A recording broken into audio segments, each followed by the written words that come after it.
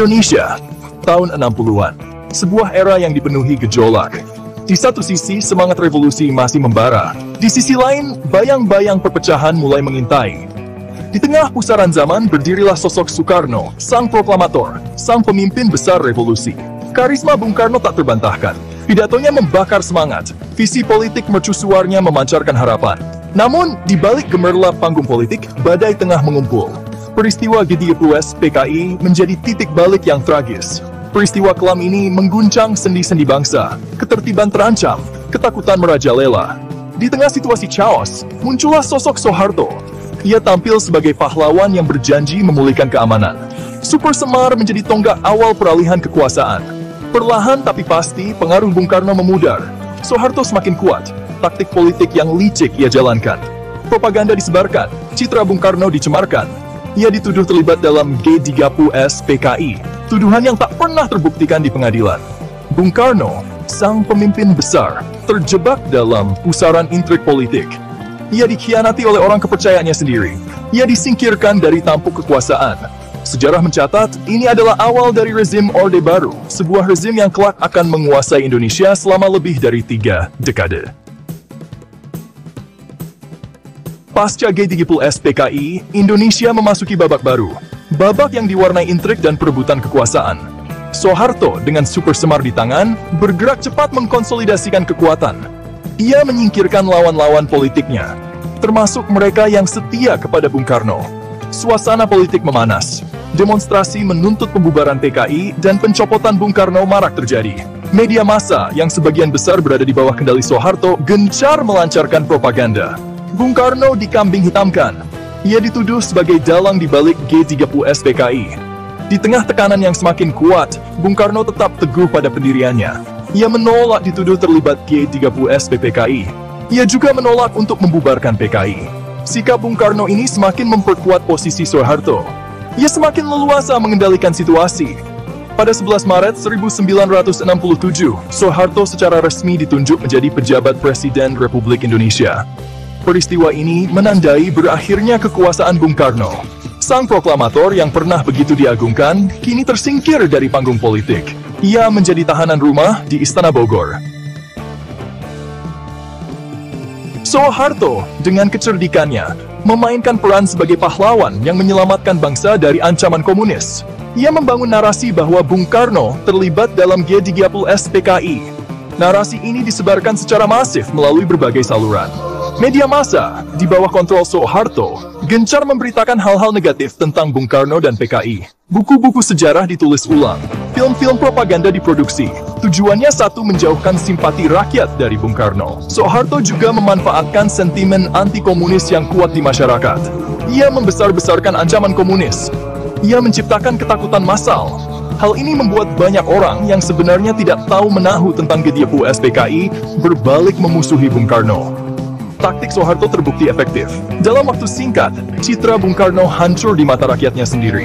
Ia yang dulu dipuja sebagai bapak proklamator, kini dicitrakan sebagai pengkhianat bangsa.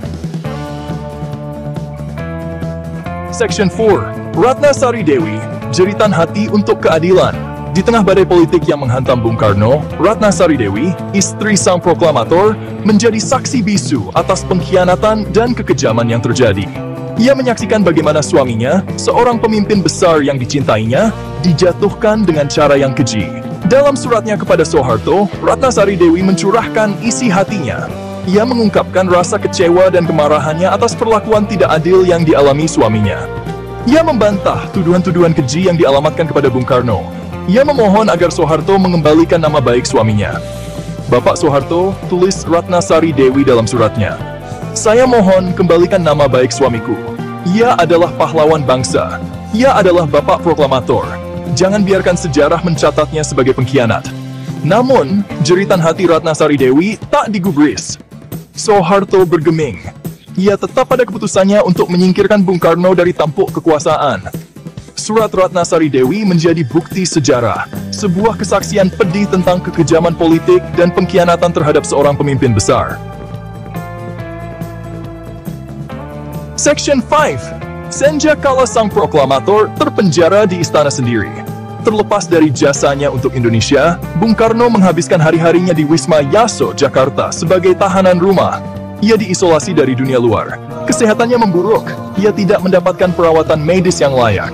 Di tengah keterbatasan dan kesendiriannya, semangat Bung Karno tak pernah padam. Ia tetap menulis. Ia menuangkan pikiran dan gagasannya dalam buku harian. Ia percaya bahwa sejarah akan mencatat kebenaran. Ia yakin bahwa suatu saat nanti, rakyat Indonesia akan mengetahui siapa dirinya yang sebenarnya. Bung Karno wafat pada 21 Juni 1970. Kepergiannya meninggalkan duka mendalam bagi rakyat Indonesia. Namun, di balik duka itu, terselip pertanyaan besar yang tak terjawab. Mengapa seorang pemimpin besar seperti Bung Karno harus mengakhiri hidupnya dengan cara tragis? Section 6. Warisan Bung Karno, sebuah pengingat di tengah kepungan kepentingan. Meskipun telah tiada, semangat dan pemikiran Bung Karno terus hidup. Ia mewariskan Pancasila, dasar negara yang kokoh. Ia mewariskan semangat anti-kolonialisme dan imperialisme. Ia mewariskan mimpi tentang Indonesia yang merdeka, bersatu, dan berdaulat. Bung Karno adalah sosok yang kompleks. Ia adalah pemimpin karismatik yang dicintai rakyatnya. Ia adalah negarawan visioner yang disegani dunia. Namun, ia juga manusia biasa yang tak luput dari kesalahan. Mempelajari sejarah Bung Karno bukan hanya tentang menghafal tanggal dan peristiwa. Lebih dari itu, ini tentang memahami kompleksitas sejarah. Ini tentang belajar dari kesalahan masa lalu agar tidak terulang di masa depan. Section 7. Menatap masa depan. Menggali hikmah di balik sejarah kelam. Kisah Bung Karno adalah cermin bagi kita semua. Cermin yang memantulkan sisi gelap politik. Cermin yang mengingatkan kita akan bahaya keserakahan dan perebutan kekuasaan. Sebagai generasi penerus, kita memiliki tanggung jawab moral untuk meluruskan sejarah. Kita perlu menggali kebenaran di balik peristiwa G20 PKI. Kita perlu meluruskan narasi-narasi sejarah yang selama ini bias dan dimanipulasi. Lebih penting lagi, kita perlu belajar dari kesalahan masa lalu. Kita harus mencegah agar tragedi kemanusiaan seperti ini tidak terulang kembali. Kita harus membangun Indonesia yang lebih adil, demokratis, dan sejahtera. Indonesia yang menghargai jasa para pahlawannya. Indonesia yang menjunjung tinggi nilai-nilai kemanusiaan.